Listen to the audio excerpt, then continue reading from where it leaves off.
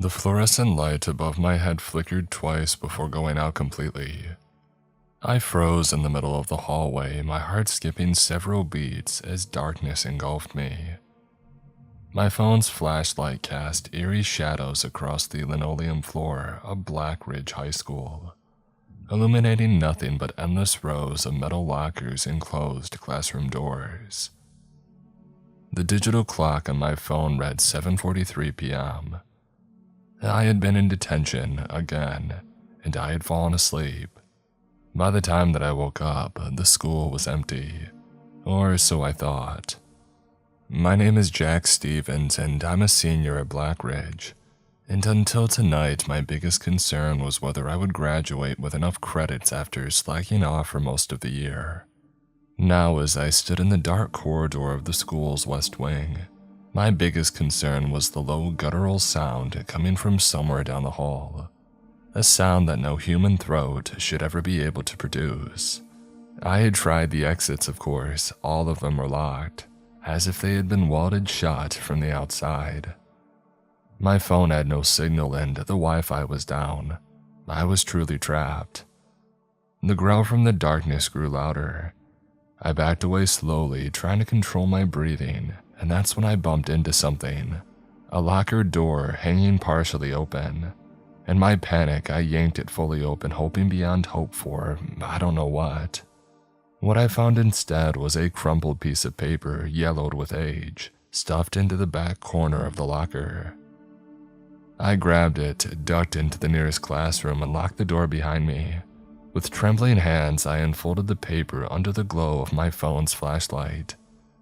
The handwriting was jagged and frantic, as if written by someone in a hurry or in fear. Rules to survive Black Ridge High after dark. 1. Stay out of the cafeteria between 8 and 10 p.m. That's when they feed. 2. If you hear singing from the choir room, don't listen. Cover your ears and run. They're trying to lure you in. 3. Mr. Crowley, the night janitor, is not what he appears to be. If you see him, don't run.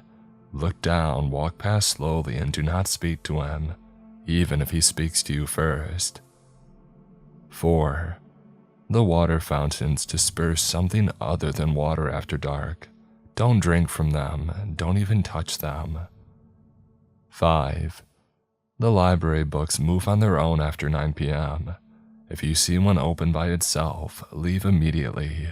It's marking you. 6. If you find others like you trapped inside, be careful who to trust. Not everyone who looks like a student is still human. Check their reflections whenever possible. The paper ended with a hastily scrawled note. I've been stuck here for 3 nights. I don't think I'll make it to a 4th. If you find this, you might still have a chance. The key to getting out is in the basement archive room, but you'll need to survive until dawn first. Good luck. Vanessa Lynn, class of 2019.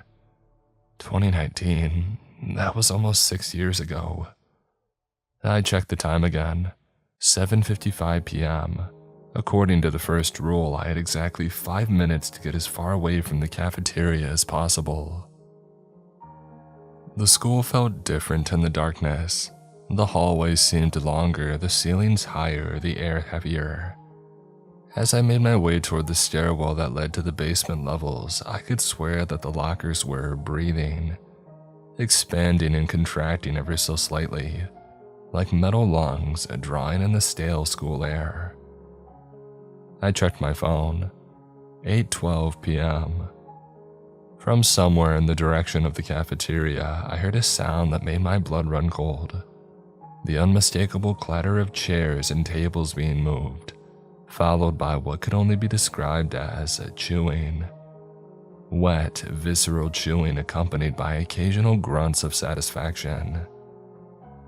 I quickened my pace, keeping close to the wall. Just as I had reached the door to the stairwell, I heard footsteps, slow, methodical, accompanied by the squeaking of wheels. I ducked behind a trophy case and held my breath. From around the corner emerged a figure pushing a janitor's cart.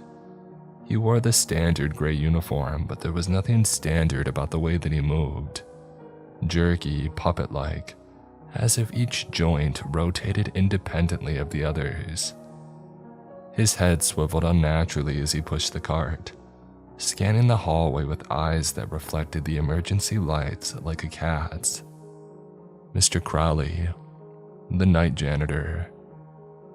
I remembered the third rule. Don't run, look down, walk past slowly, and don't speak to him. But there was nowhere to walk past while hidden behind a trophy case. I would have to come out and face him. Taking a deep breath, I stepped out from my hiding place, eyes fixed firmly on the floor. I could see his gray work boots in my peripheral vision as I began to walk past him, my heart threatening to burst through my chest. "You're out late, student." His voice was wrong, like several voices layered on top of each other, all slightly out of sync. I didn't answer. I kept walking, one foot in front of the other, my eyes drilling holes into the linoleum floor. "I said you're out late." His boots stopped moving. The squeaking of the cart ceased. Keep walking, don't speak, don't run. I was almost past him when I felt it. Something cold and damp on the back of my neck. Not a hand, something else, something with suckers. "Look at me when I'm talking to you, boy." Every instinct screamed at me to run, but the rules said not to. So instead I did the only other thing that I could think of. I slumped to the floor in a dead faint. Or at least I pretended to. I heard Mr. Crowley make a noise, half sigh, half gurgle, and then the squeaking of his cart resumed. The cold, damp, whatever it was, withdrew from my neck. I lay there perfectly still until the sound of his footsteps faded into the distance. Only then did I dare to open my eyes and scramble to my feet. The stairwell door was just a few feet away. I lunged for it, yanked it open, and slipped inside. The stairwell was pitch black. I risked using my phone's flashlight again, conscious of the battery at only 62%. The stairway seemed to descend much further than I remembered. Blackridge High was an old building dating back to the 1920s, but I had only ever known it to have one basement level where they kept old records and supplies. Yet the stairs kept going down and down and down. I had made it to what should have been the basement level when I heard it. Singing. Beautiful, haunting singing coming from somewhere above me. The choir room must have been directly above the stairwell because the sound was crystal clear. A perfect harmony of voices singing a melody that I didn't recognize but instantly loved. I found myself turning around, climbing back up the stairs toward the sound. It was so beautiful. Surely just a peek wouldn't hurt.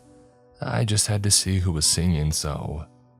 The crumpled paper in my pocket scratched against my leg as I moved, snapping me out of my trance. I remembered rule number 2. I shoved my fingers into my ears and I continued downward, taking the steps 2 at a time.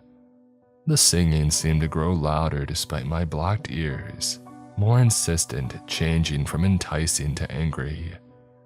By the time I reached the bottom of the stairs, it had transformed into screeching wails of fury. The door at the bottom of the stairwell was marked, Archive, Authorized Personnel Only. It was locked, of course. I checked my phone, 8:47 p.m., and the battery was already at 58%. How? I needed to conserve it, but I also needed to see. I switched off the flashlight and let my eyes adjust to the darkness. There was a faint glow coming from under the archive door. Not electric light, but something else. Something bluish and unsteady, like the flickering of a flame. I tried the handle again, rattling it in frustration. And that's when I noticed the keypad beside the door, an older model probably installed in the early 2000s. I needed a code. Vanessa's note mentioned the key to getting out was in the basement archive room, but I couldn't even get in. I leaned against the door trying to think when I noticed something scratched into the metal of the door frame. A series of numbers. 5, 23, 18, 9, 14. I realized these were numbers from a student's locker combination. Most of the lockers here used 5-dial combination locks. I spun the numbers into the keypad in the pattern. 5, then 23, then back to 18, and then forward to 9, and then back to 14. The keypad emitted a soft beep and the lock clicked. I pushed the door open and I stepped into the archive room. The source of the bluish light became immediately apparent. Dozens of glass jars lined the shelves of the room, each containing what looked to be fireflies, except that they were the size of golf balls, and their glow was steady and not blinking. The light that they cast was just enough to see by. The archive room was massive, far larger than should have been possible given the school's footprint above ground. Rows upon rows of metal shelving stretched into the darkness, filled with boxes, files, and other things. Things that looked organic, preserved. I didn't look too closely. "Hello?" My voice sounded small in the vastness of the room. "Is anyone there?" "Shh." The response came from behind a nearby shelf. "Do you want them to hear you?" I nearly jumped out of my skin. "Who's there?" I whispered.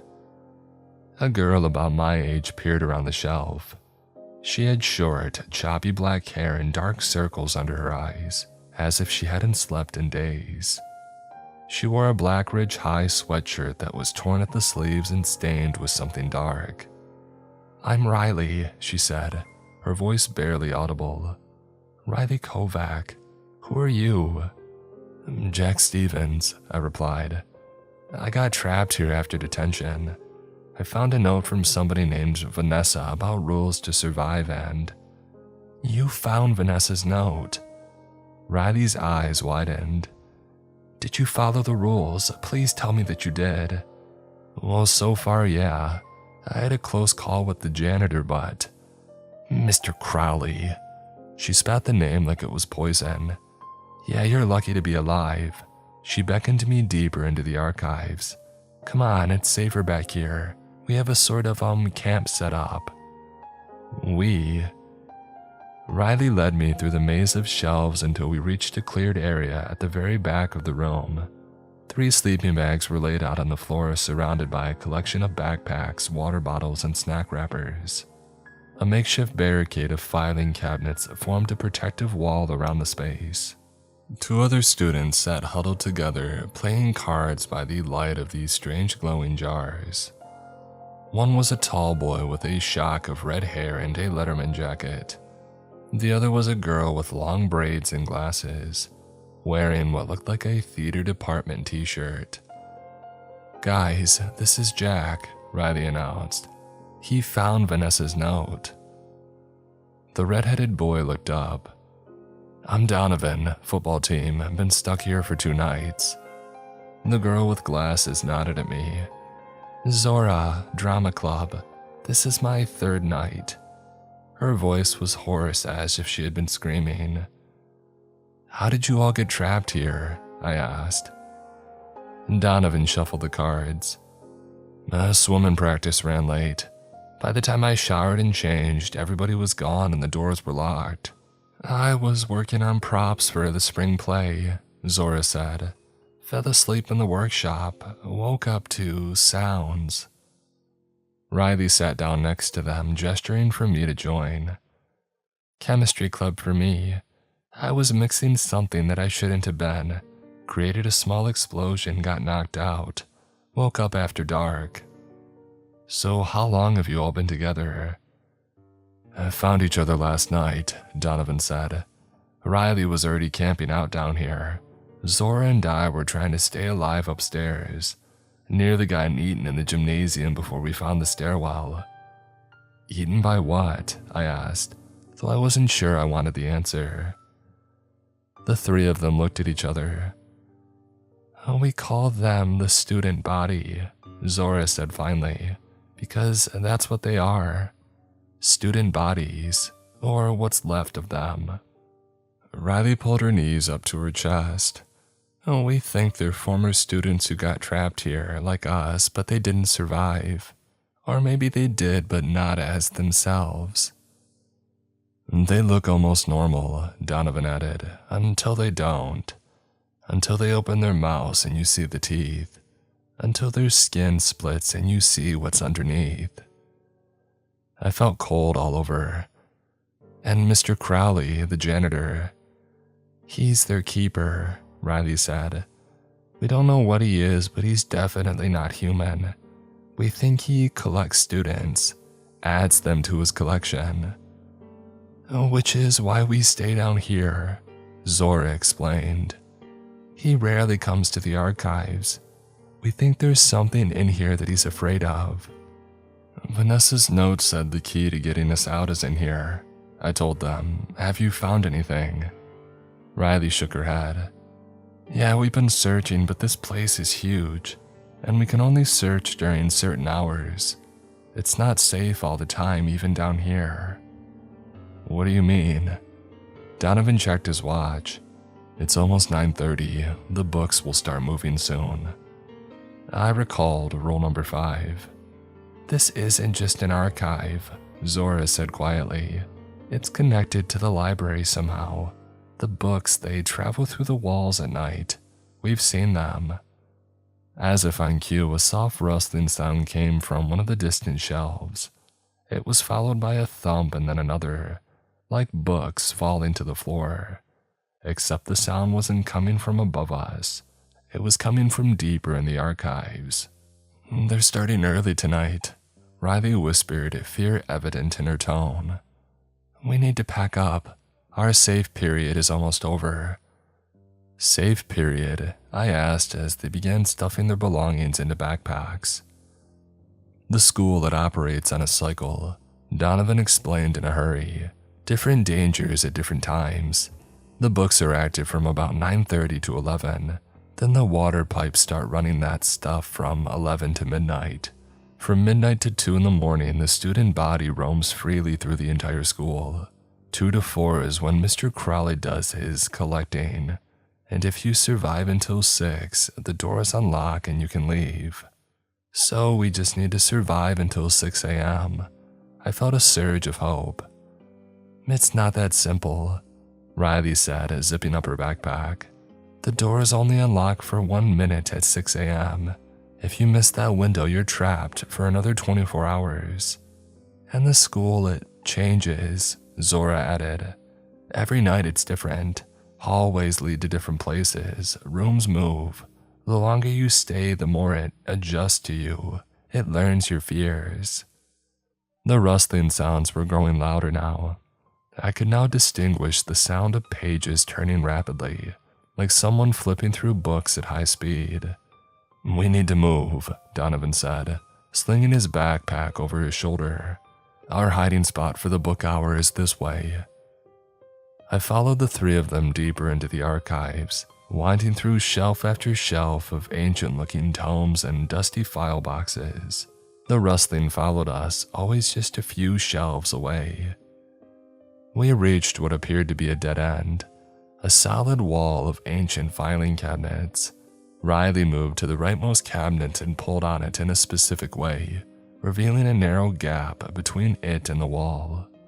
This way, she instructed. There's a small room on the other side.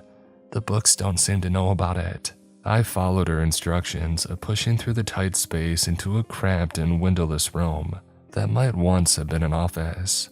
The others squeezed in after me, and Donovan carefully moved the cabinet back into place, sealing us in. We sat in the blue glow of the jar of fireflies, listening to the books rustling just outside of our hiding place. To pass the time, they explained what they had learned about the school so far. So it was built in 1924, Zora explained.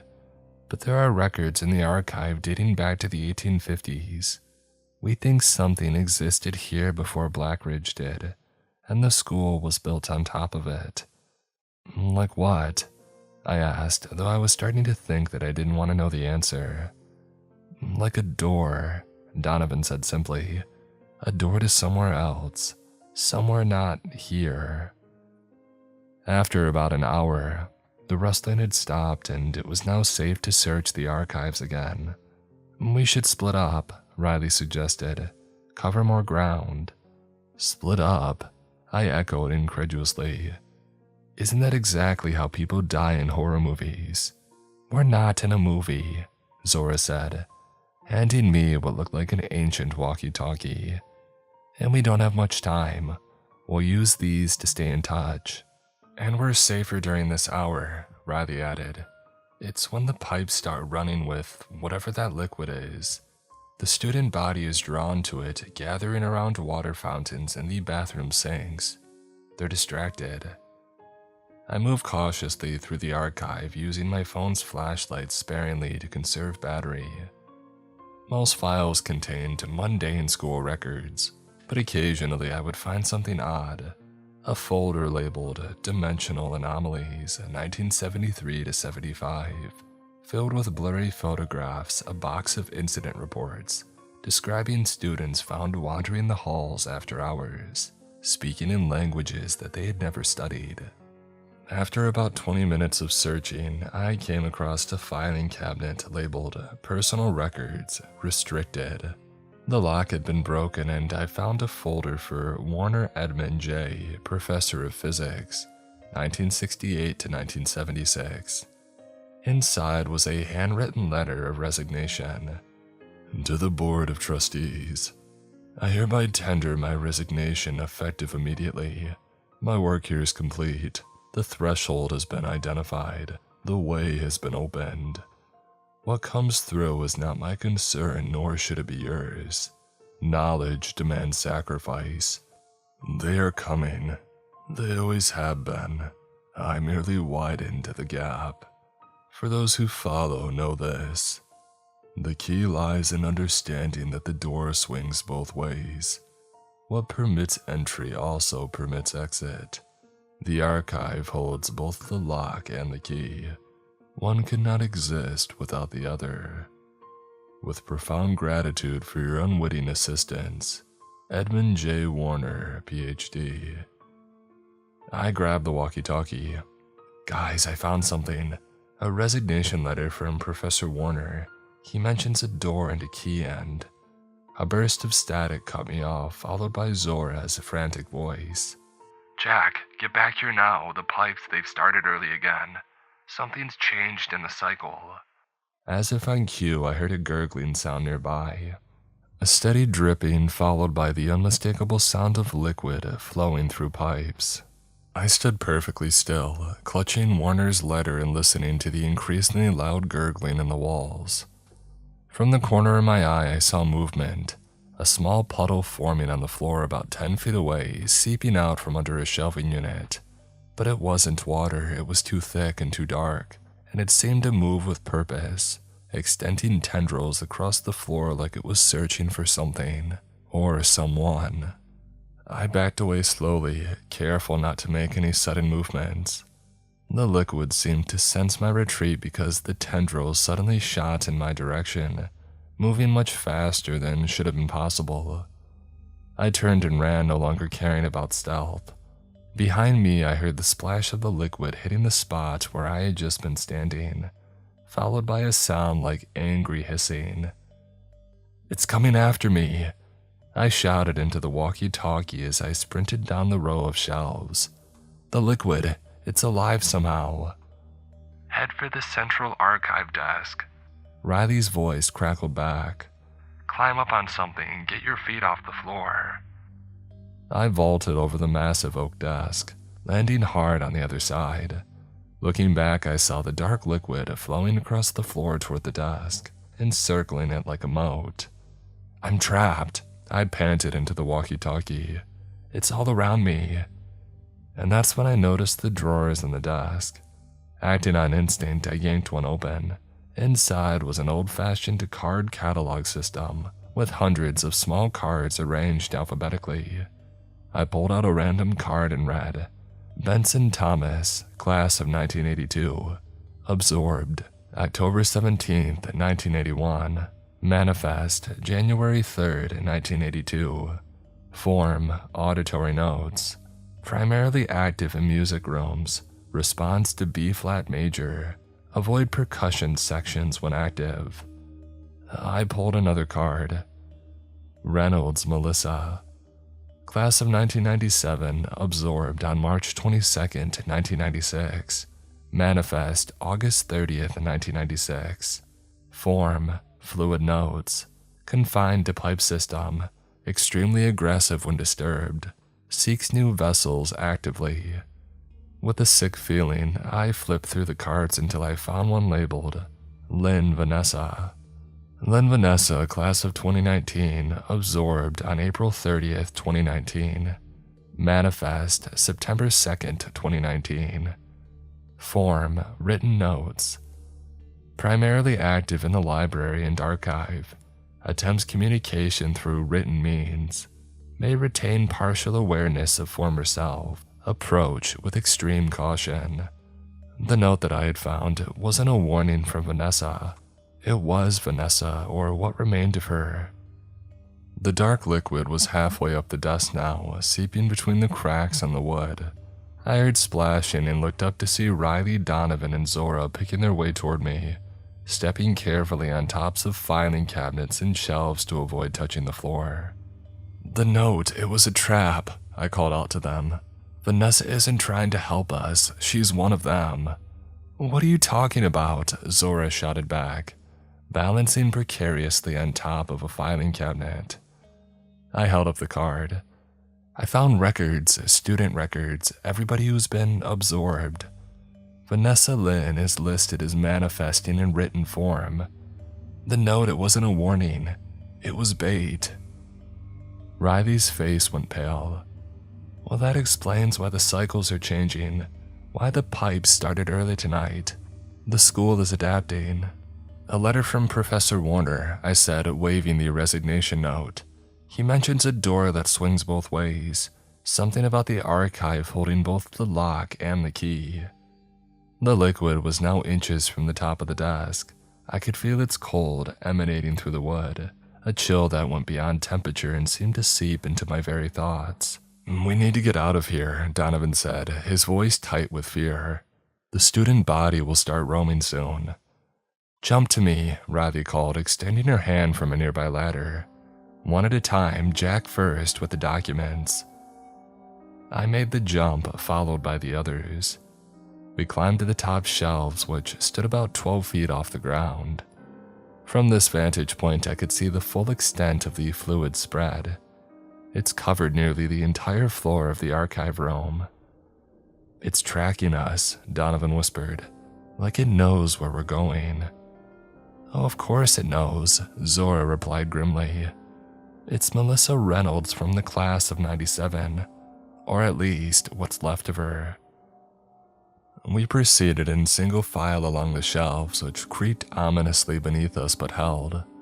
Below, the dark liquid seemed to follow our progress, flowing in the same direction that we were moving. We were about halfway back to the hidden room when I heard a crack beneath Donovan's feet. The shelving section that he was standing on gave way, and he plunged downward with a yell of terror.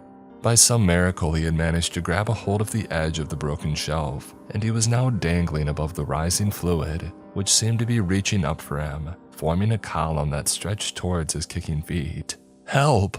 he yelled, his fingers white with strain. Riley and Zora flattened themselves beside me, forming a human chain. Riley grabbed my legs while Zora reached for Donovan. "Swing," Zora commanded, like a pendulum. Donovan began to swing his body back and forth, building momentum. On his third swing, Zora caught his wrist in a vice-like grip. "Pull," she shouted. Together, we hauled him up onto the shelf just as the liquid touched the sole of his shoe. He scrambled away from the edge, breathing hard. "My foot! It touched my shoe!" We looked down in horror, and the liquid had left a dark stain on the rubber sole, and it seemed to be moving, spreading slowly across the material like ink soaking into paper. "Take it off," Riley ordered. "Now." Donovan unlaced the shoe with shaking hands and flung it away from us. It hit the surface of the dark pool below with a splash and immediately sank out of sight. For a moment, nothing happened, and then the liquid directly beneath us began to churn and bubble as if excited. "It's sampling him," Zora whispered. "Move," Riley urgently said. "Now." We continued along the shelves and eventually made it back to the hidden room, sealing ourselves in just as the liquid reached the filing cabinet barrier. "This changes everything," Riley said, studying the documents. "The note wasn't trying to help us escape, it was trying to lead us further in and deeper into whatever this place really is. But what does it mean that the door swings both ways?" Zora wondered. "And what's this about the archive holding both the lock and the key?" "Maybe it's literal," Donovan suggested. "Maybe there's an actual key hidden somewhere in the archive and it opens an actual door. Or maybe it's metaphorical," I countered. "Maybe the key is knowledge, understanding how this place works, how to close whatever Warner opened." We were interrupted by a soft tapping sound coming from the solid wall on the opposite side of the office. We froze, staring at it. There was nothing there, no door, no window, just solid cinder block painted institutional beige. And then before our horrified eyes, words began to appear on the wall, as if an invisible hand were writing them. "Let me in. I can help you. I know where the key is." "Don't respond," Riley hissed. "It's one of them, they're trying to trick us." The invisible hand continued writing. "I am Vanessa Lynn, from the class of 2019. I am not like the others. I remember who I was. I can show you the way out. I left the note to help you. Yes, I am absorbed, but part of me remains. I resist. I remember. Please, time is running out. The door is in the boiler room. The key is in the principal's office safe. Combination 92376. The date that Warner opened the door." "How do we know we can trust this?" I asked quietly. "We don't," Zora replied. "That's the point, we can't trust anything in this place." The writing continued, growing more frantic. "They are coming. The student body knows you're here. They sense the knowledge you've gained. You need to move now." As if on cue, a new sound came from the archive side of the hidden room. A wet, slithering noise, punctuated by a chorus of what could only be described as hungry moans. "The student body," Donovan whispered. "They found us." More writing appeared on the wall. "There is another way. Behind this wall is a maintenance tunnel. It leads throughout the school. Press the brick marked with the symbol." I examined the wall and noticed what I had missed before. A small symbol etched into one of the bricks. A simple circle with a line through it. "Don't," Riley warned. "It's a trap." "More of a trap than what's about to break through that filing cabinet," I countered, gesturing at the increasingly deformed metal barrier, where a pale appendage, something between a finger and a tentacle, had begun to snake through the gap. "Push the brick," Zora said decisively. I pressed the marked brick. It sank into the wall with a soft click, and a section of the cinder block swung inward, revealing a dark, narrow tunnel behind. The filing cabinet gave a loud groan as something powerful pushed against it from the other side. "Go," I urged, and we piled into the tunnel. As soon as we were through, the wall swung shut behind us, sealing with another soft click. We stood in the darkness, our phone lights creating overlapping beams that revealed a concrete passageway about 4 feet wide and 7 feet high. Pipes ran along the ceiling and the walls were stained with moisture and age. More writing appeared on the wall of the tunnel. "Go right, up the ladder at the end. It leads to the administrative wing. The principal's office is there." We moved cautiously to the right, keeping close together. Around a sharp bend, we found a metal ladder bolted to the wall, leading up to a hatch in the ceiling. I climbed through the hatch and found myself emerging from a trap door built into the floor of the administrative wing of Blackridge High. I recognized the wood-paneled walls and the plush carpeting. a stark contrast to the utilitarian tile of the rest of the school. "Okay, it's clear," I called down softly. "We're in the admin wing." We reached the principal's office without incident. A large oak door with Dr. Eleanor Harding, principal, stenciled on the frosted glass panel. Zora picked the lock with surprising skill and we entered. Riley spotted a wall safe hidden behind a framed diploma. 92376. She recited, turning the dial carefully. The safe clicked open. Inside was a single item, a small brass key, antique in design with strange symbols etched into its surface. They matched the ones that I had seen on the stone tablet in the archive, circles intersected by straight lines. "This is it," I breathed, reaching for the key.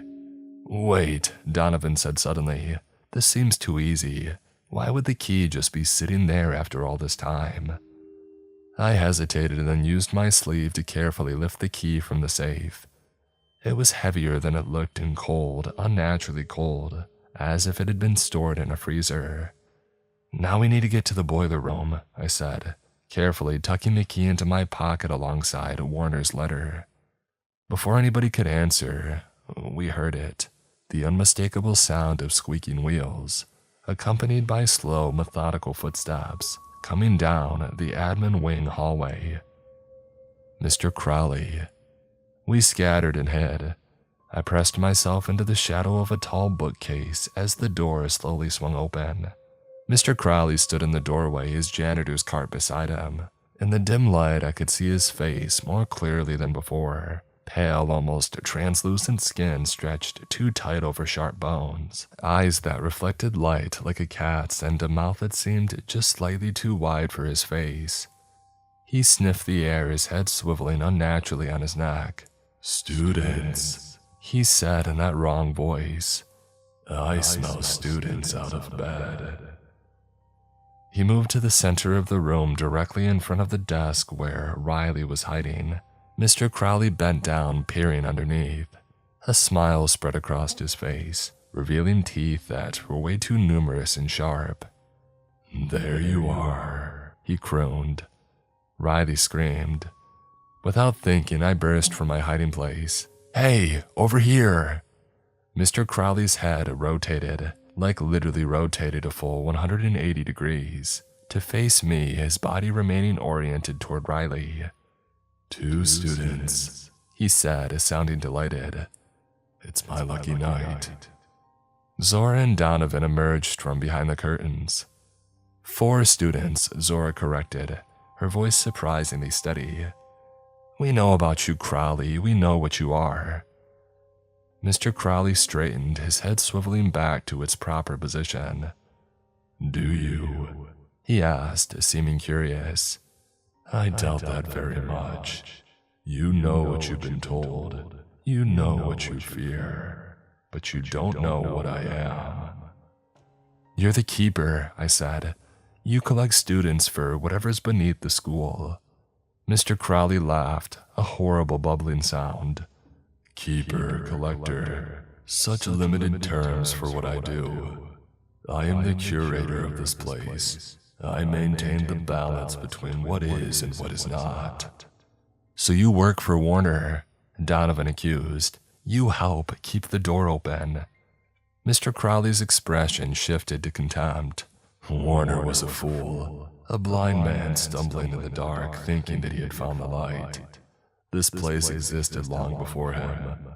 It has always been here. Warner did not open the door. He merely widened it."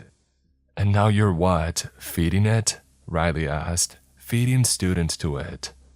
"Not to it," Mr. Crowley corrected. "Through it. What's on the other side? They have an appetite for certain flavors, certain consciousness. Young minds are very delectable to them." "And in exchange they let you what, live forever?"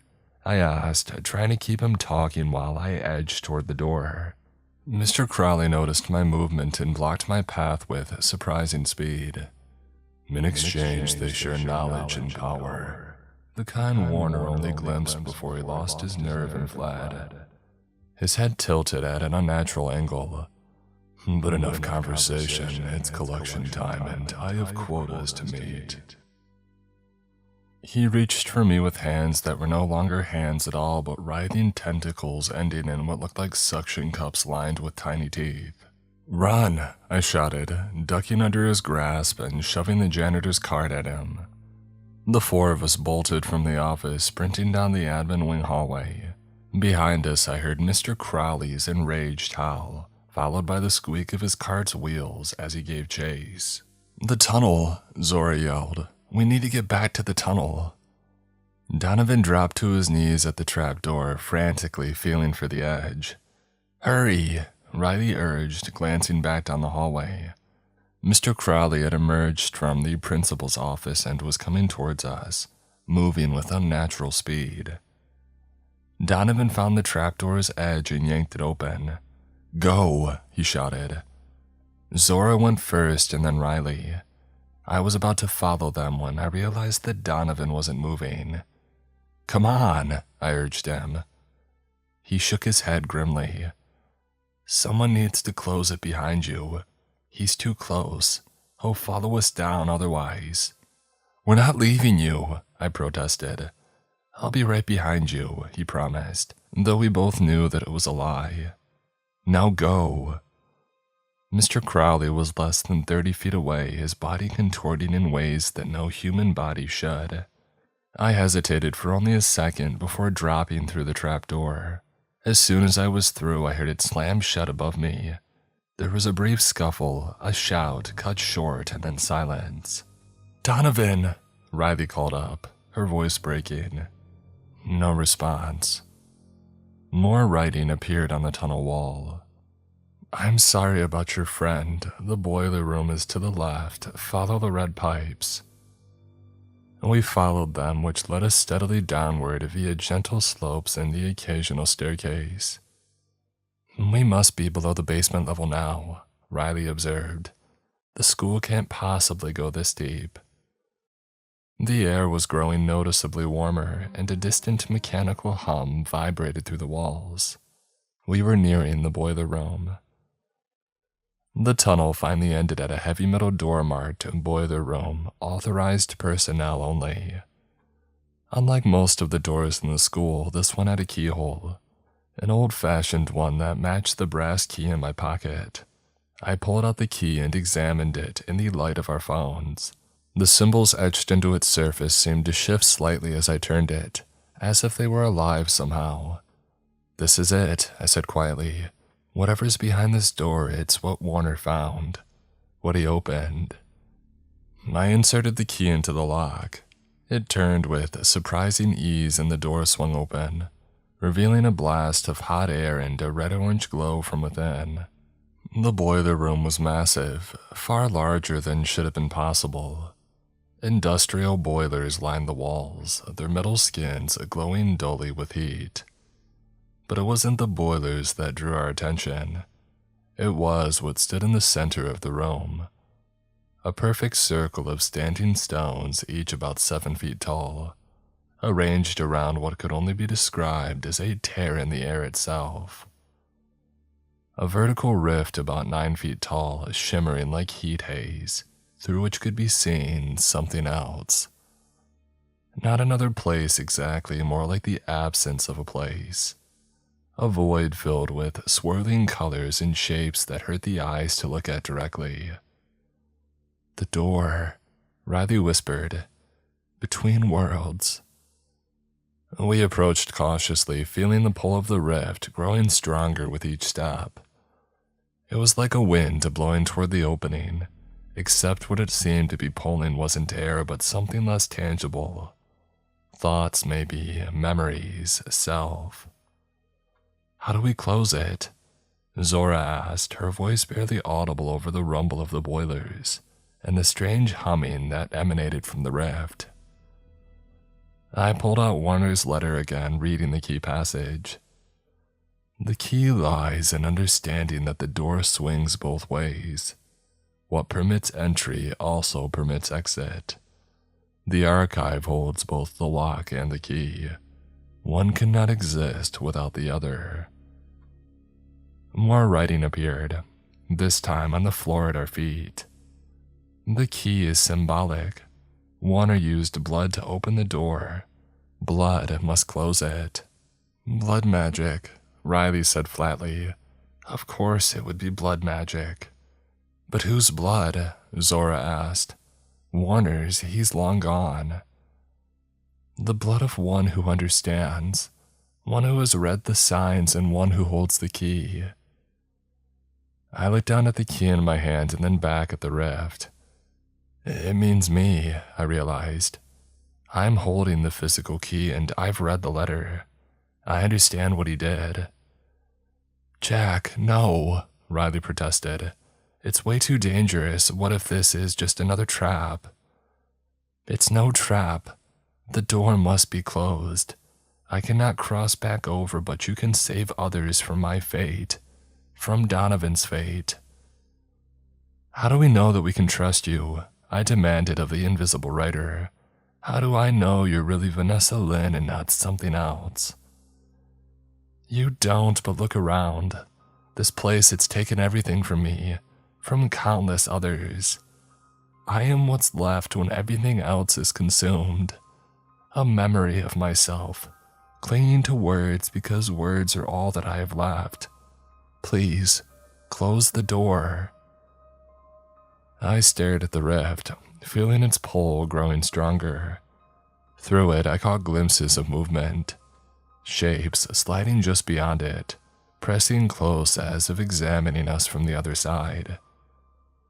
If I do this, what happens to everybody who's been absorbed? To Donovan, to you? We remain as we are, neither alive nor dead, a part of the school. But no one else will join us. The cycle will be broken. I stepped closer to the rift, key clutched tightly in my hand. The pull was so strong now that I had to lean back to avoid being drawn in. How do I do this? How much blood does it need? Just a drop on the key and then throw the key into the rift. I looked back at Riley and Zora, who watched me with a mixture of fear and hope. If this works, I told them, get out at 6 a.m., tell everybody what happened here. Make sure no one ever opens this again. I took a deep breath and pressed the sharp edge of the key into my palm, hard enough to break the skin. A drop of blood welled up, dark red in the orange glow of the boilers. I let it fall onto the key where it seemed to be absorbed into the metal itself. The symbols etched into the surface began to glow with a pale blue light. Without hesitation, I hurled the key into the rift. For a moment, nothing happened. Then the key stopped in midair, suspended at the very center of the tear. The symbols grew brighter, their light spreading to outline the entire rift. The tear began to shrink, its edges pulling inward toward the key. The pull increased dramatically, and I found myself being dragged rapidly towards the closing opening. Jack! Riley shouted, grabbing my arm.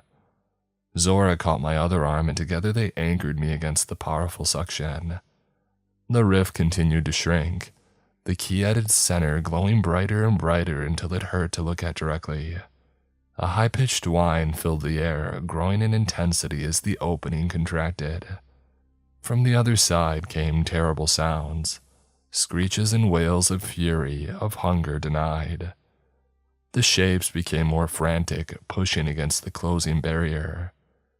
One tendril managed to slip through, whipping toward us and wrapping around my ankle, cold and strong, and it began to pull. It's got me, I shouted, feeling myself being dragged toward the rift despite Riley and Zora's efforts. Zora handed me a small pocket knife. I bent down and slashed at the tendril wrapped around my ankle. It was like cutting through tough rubber. Black ichor sprayed from the cut, sizzling where it hit the floor. The tendril recoiled, writhing in what seemed like pain, and retreated back through the narrowing rift. The rift was now only about 2 feet in diameter, the key still suspended at its center. The rift was now only about 2 feet in diameter, the key still suspended at its center. The blue glow spread around the rest of the room, and it was now vibrating visibly. From somewhere above us came a crash, followed by the unmistakable sound of Mr. Crowley's cartwheels going faster and more frantic. "He knows," Riley said, her eyes wide. "He's coming to stop us." We heard his voice. "No, what have you done? The door must remain open. They promised me." His footsteps were on the metal stairs now, descending rapidly toward the boiler room. The rift had shrunk to the size of a dinner plate, the light from the key now blindingly bright, the room vibrating so violently that dust and small chips of rock were falling from the ceiling. Mr. Crowley burst through a door on the upper catwalk, his form barely recognizable now. His janitor's uniform hung in tatters on a body that seemed to be in constant flux, parts of it shifting between human appearance and something utterly alien. His face was half the familiar too-wide mouth with too many teeth, half a writhing mass of small tentacles surrounding what might have been an eye. "Stop," he howled, his voice no longer even pretending to be human. "You don't understand what you're doing." He began to descend the catwalk stairs, moving within human speed despite his partially transformed state. The rift was now the size of a coin, the key barely visible within it. The room around started to shake and crack, deep fissures running through it.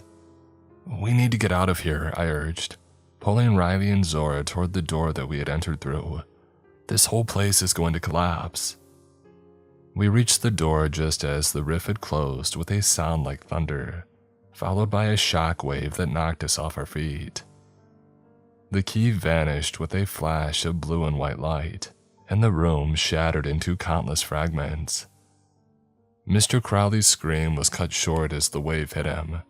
He seemed to freeze in mid-stride, his body caught between forearms. And then slowly he began to crumble, not like stone or dust, but like paper being consumed by invisible flames, edges blackening and curling inward, until nothing remained but a janitor's uniform collapsed on the stairs. The floor beneath us heaved like a living thing, throwing up against the wall. A crack appeared in the concrete, spreading rapidly outward from where the rift had stood. "The school is collapsing," Riley shouted. "We need to get to the surface." We stumbled through the door back into the tunnel, which was now shaking violently. Dust and small pieces of concrete rained down from the ceiling. "This way, follow the red pipe in reverse." We ran through the trembling tunnel as behind us, we could hear sections collapsing. We reached the series of staircases that we had descended earlier and began to climb, taking the steps two at a time despite our exhaustion. We reached the spot where we had entered the tunnel system, but the trap door was nowhere to be seen, just a solid ceiling above us. "The school, it's changing," Zora realized. "It's restructuring itself as the door closes. That trapdoor's gone." The ceiling cracked ominously and a shower of dust rained down. We were running out of time. "There," I shouted, spotting a side passage that we hadn't noticed before. "Maybe there's another exit now." We dashed down the passage, which ended at another metal door marked with a simple exit sign. We climbed the stairs beyond it and pushed against the heavy wooden doors at the top. With a groan of protesting hinges, the doors swung open, and we tumbled into the cool night air. We were on the school grounds, but behind the athletic field storage shed, at the very edge of the high school property. We scrambled away as the ground around the southern doors began to sink, forming a depression that quickly widened into a sinkhole. The storage shed tilted perilously, then slid into the growing pit with a splintering crash. All across the school grounds, similar sinkholes were forming. Black Ridge High was literally being swallowed by the earth, sinking inch by inch into the ground as the substrate beneath it collapsed. We retreated to the safety of a nearby hill, watching the destruction unfold. The main building's walls were cracking, windows shattering as the structure twisted and fell in upon itself. The distinctive clock tower that had stood at the entrance for nearly a century toppled with a thunderous crash. All those people, Zora whispered. Vanessa, Donovan, everybody who was absorbed. What happens to them? As if in answer, the air around the collapsing school seemed to shimmer, and for a brief moment I thought that I saw figures, dozens or perhaps hundreds of them, standing amid the ruins. They appeared translucent like holograms or mirages, but their features were distinct enough to recognize some of them. Donovan and the young woman that I somehow knew was Vanessa. They stood motionless for a heartbeat, 2, 3, and then as one. They raised their faces to the night sky and simply faded away, like mist under the morning sun. They're free, Riley murmured. Whatever held them here is gone. We sat in silence watching as the high schooler, what had been it, disappeared completely into the earth, leaving nothing but a massive crater where it had stood for nearly a century. What are we going to tell everyone about what happened here? Zora asked eventually. I thought about it for a long moment. The truth. As unbelievable as it sounds, we tell them about Warner, about what lurked underneath the school, about everything. We need to make sure that nothing like this ever happens again. But do you think anybody will believe us? Riley questioned, her voice hollow with exhaustion. I pulled out my phone, which somehow had survived the entire ordeal. The battery was at 5%, but it was enough. They will when they see this. I showed them the screen, photos that I had taken of Warner's letter, the catalog cards, and the rift itself.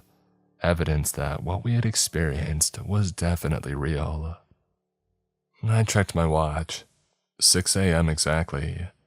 The first rays of sunlight are just beginning to peek over the horizon, illuminating what lay before us. Where Black Ridge High once stood, there is now only a massive depression in the earth, already filling with groundwater to form what will likely become a small lake. A small group of people have gathered near the edge of the crater, students and teachers who would have been arriving for the school day now standing in confused clusters, staring at where their classroom should have been. We should go talk to them, Riley suggests. Start explaining. I nod, but I make no move to stand. Not yet. There's something that I need to understand first. Do you really think that it's over? I ask quietly. Or could this happen again somewhere else? Zora considers the question. Warner's letter mentioned that the barrier here was special, that Black Ridge was built between 2 doors, one naturally thin. Maybe this was the only place that it could happen. Or maybe there are others, Riley counters. Other thin spots, other thresholds. I take out my phone and open a new note, fingers hovering over the keyboard. After a moment's hesitation, I begin to type. Rules that you will need. I pause, thinking of Vanessa's note of all the students who came before us, leaving breadcrumbs of knowledge to help those who followed. It's our turn now. Rule 1. If you find a list of rules, follow them exactly, but remember they may be trying to lead you somewhere. Rule 2. Nothing is ever truly over. Be prepared to run. The janitor in the new school watches as the transfer students arrive. 3 of them survivors from that incident at Black Ridge High a few months back. They don't recognize him in this form with his face.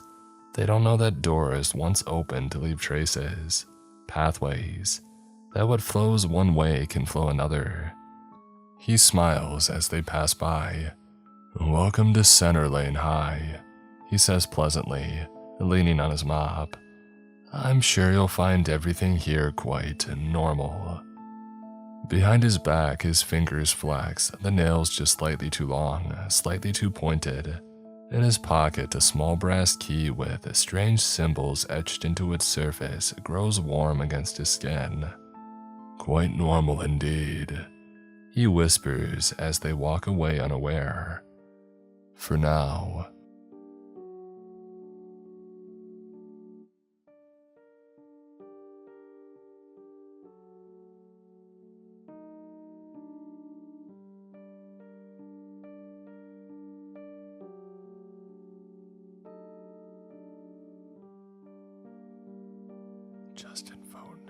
Swaggity Swoot, Lunas TV, Omni Rubix, Dino, yours truly, Andrew Harrington, Malcolm Black, Mark Norman, Damon McCory, Kathy McGuire, SWAT, Mina Lynn, Takio Zarilla, Sleepy Shroomy, Richard French, Miss Outridge, Jimmy Griffin, Leon Knott, Sonic GMD, That One